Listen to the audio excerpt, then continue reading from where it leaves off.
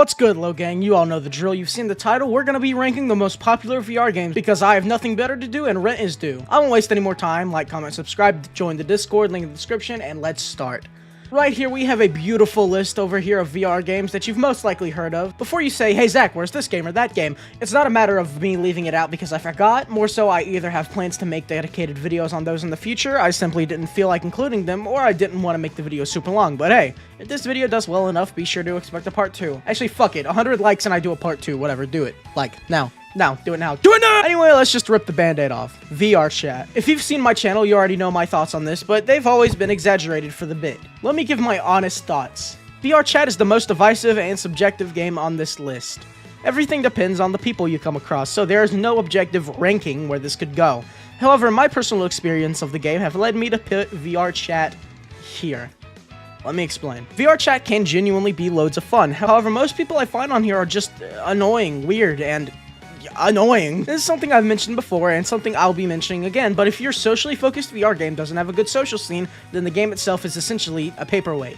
Not that VR chat doesn't have a good social scene per se, but again, everything comes down to preference and personal experiences, and my personal experiences aren't that great. However, what sucks is that people will take what I say and attribute it to the wrong thing. I say people are annoying, and people will be like, yeah, the furries are so annoying, and I'm like, dude, what? I wasn't even talking about the furries. They're actually chill. I'm mainly talking about the people whose libido needs a surgical removal and little kids. With the mix of experiences, I think it belongs perfectly in the middle. And now Gorilla Tag. I don't like it. Gorilla Tag has two main components, the community and the actual game. I don't really like either, at all. The community is obvious. You take racist and homophobic little kids and throw them in the silly Reddit monkey game, and the outcome should be without saying. I'm gonna sum up the community with this one video. Remember when we used to not be dirty-minded? Remember when a rainbow wasn't known as LGBTQ? Remember when saying daddy was normal? Remember crying on the first day of school? Remember begging our parents to let our cousins stay over? Yeah, if you couldn't tell, this this video was probably made by a kid, so yeah.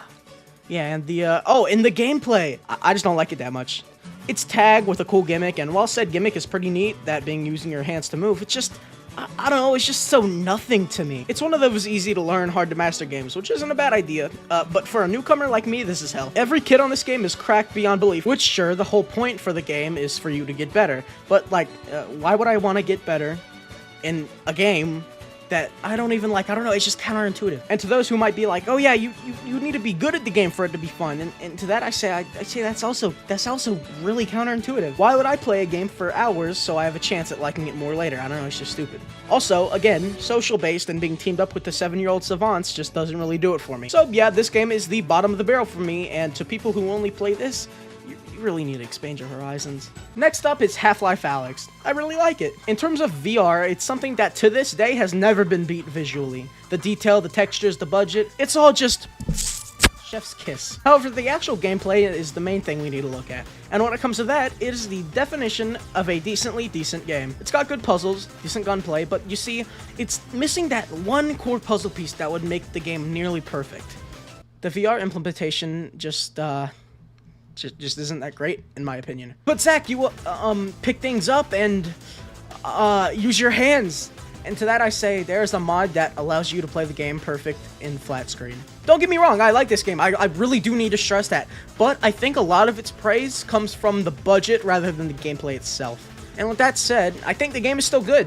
It's not perfect, it's like a 7 out of 10 though. It's really good. Again, I really need to preface this. But as a VR game, I don't know, I just think it could have done more. I do love the story though, and the fact that it has one at all makes me grateful for it, because we lack so much story in modern VR games. Beats here. So what if we took my complaints about Half-Life Alyx and fixed them? Boneworks, baby! Also, I'm not covering Bonelab because that's a whole other can of worms. I have too much to talk about. Bonelab hits on all fucking fronts, man. The story and the lore is cool. While not as high budget as Alyx, it still looks really good. But the main thing, the gameplay, is everything I want from VR. The campaign is something that has yet to be beat out in terms of quality and length in other VR games. Each level in the campaign feels special. Each prioritizes the perfect unity of gameplay and VR physics. Great gunplay, satisfying combat, all of this leads to what is my and plenty others' favorite VR game. There's just so much shit to it, man. So many layers, so much to discover. It's just fun, plain and simple. I'm not talking much more about it because I'm not saying what other people haven't said before. It's a perfect VR game, and to me, it gets an easy S tier. Blade and Sorcery is the easiest game to sum up on this list. Perfect swordplay, great single-player campaign. I don't even think I have to defend my choice for this. Yeah, S tier. Next up is a game I don't plan at defending at all. Okay, maybe a little. Rec Room. So, VR chat, despite me kind of putting it low, is easily redeemable due to the experiences an individual can have in it. So, imagine if VR chat had the Gorilla Tag community. Yeah, that's basically it. Now, I will give Rec Room this, though. Rec Room definitely has better actual games than VR chat.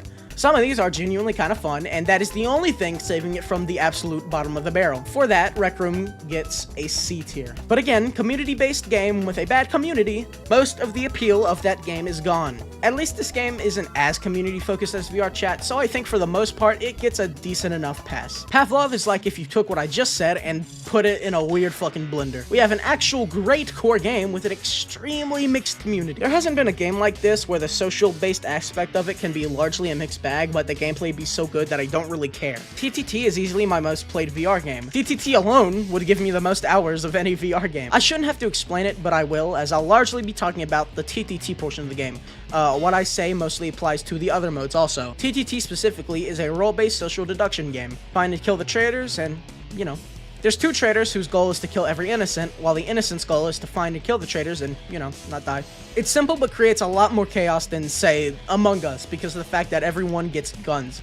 Innocent can kill innocents, kill traitors, and that little factoid creates this inherently fun gameplay loop. The difference with a game like this and Rec Room is if you think someone is annoying, well, you just shoot them. You might get kicked out of the lobby for random killing, but you will feel satisfied after you kill whoever you just killed in cold blood. Not to mention the gunplay is just undescribably amazing. For the most part, I love Pavlov. A tier. Superhot is a classic. Most of you have probably played it, and there's a good reason for it. This is easily one of the most innovative VR games, and was something that VR needed at the start of its life. The gimmick of the game is that time moves when you move, and while there is a flat screen variant of the game with the same gimmick, nothing will compare to having to freeze your real body. Superhot is so unique and visually interesting and cool, and I really do not think we've had a game like it since. Superhot gets an easy S tier. Ghost of Tabor is a game that I am super conflicted on. On paper, it sounds really fun. Semi-open world survival game where you wander different islands looking for loot while fighting off real people also looking for said loot. Gameplay loop is fun, and the core gameplay is decent fun too. However, it falls a bit flat because the game just feels like it's put together by fucking sticky tape and Gorilla Glue.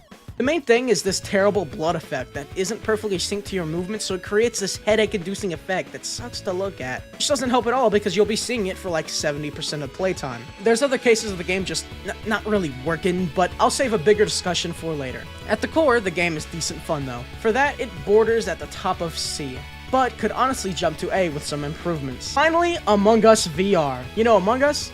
Yes, that in VR. Pretty fun. A tier. Anyway, if you liked the video, like and subscribe and leave a comment. Bye guys, bye bye, bye bye, yippee!